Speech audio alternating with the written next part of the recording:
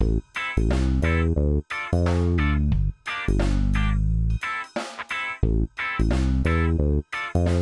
right, I'm going to attempt to demonstrate how this works. You know, the August Lunchbox. As you can see, this cut at an angle, and that matches your shoulder. And the cables run out over your shoulder so they can't jam into you. So eventually there will be a handle here, and you'll be able to just set it on your shoulder. So if you can imagine the rest of it.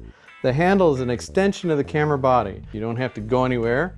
And also, of course, if we go to the other side, it's clear that, you know, your headphone is here, and with this thing attached to the side of your head, you have 2 points of contact here.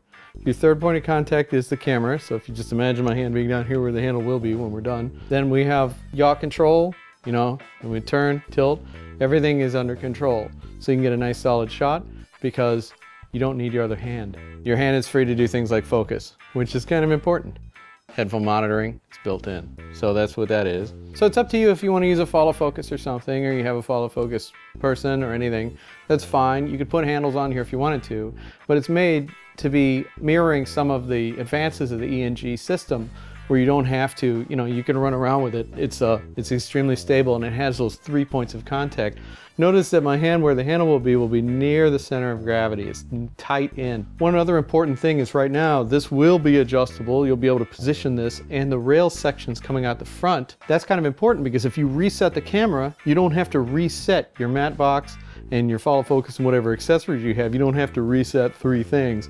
They all move as a group. The other thing is if you're not using an EVF, which would be held on probably by this, you might need to use the on-camera display. Now that's not really glamorous, but your eye, obviously most eyes, can focus down to about 10 inches accurately, and this is made to where 10 inches is this distance. So you might notice in the diagrams there is a piece of metal coming up on this side. Some people use an HDMI video output, and if you've ever used it, you know how many of the cables you've ruined.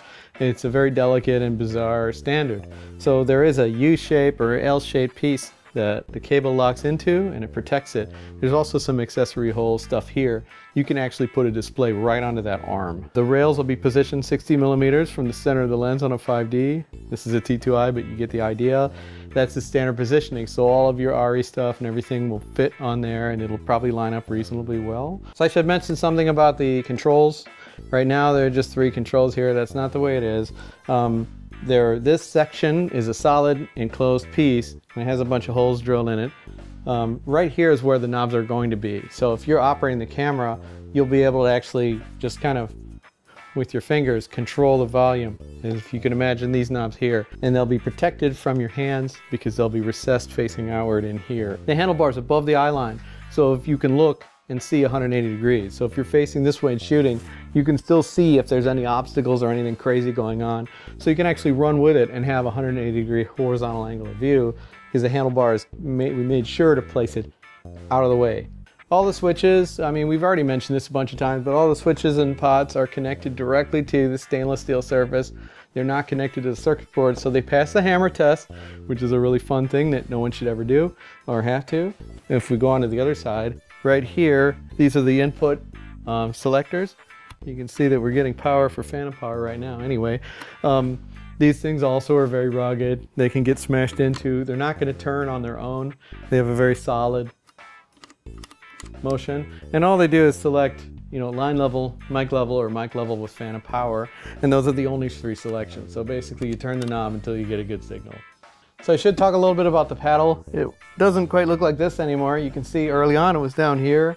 We changed the controls, we moved it up. We haven't moved the bolts up yet. Now they're actually on the outside. It's totally different. This is an HDPE polyethylene piece of plastic. It's extremely rugged. You don't have to worry about it. It doesn't take on chemicals.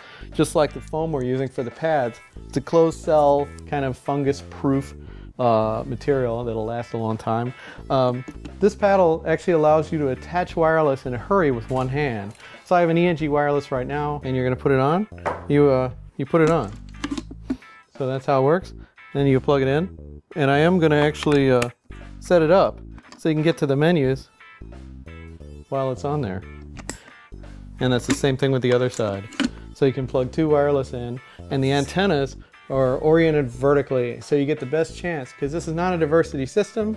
and most of them aren't. They only have one antenna per frequency. It's not like having them on a hot shoe where you have the lowest possible odds of getting a good signal because the antenna is out of phase with the transmitter, which is on someone's belt pack this way.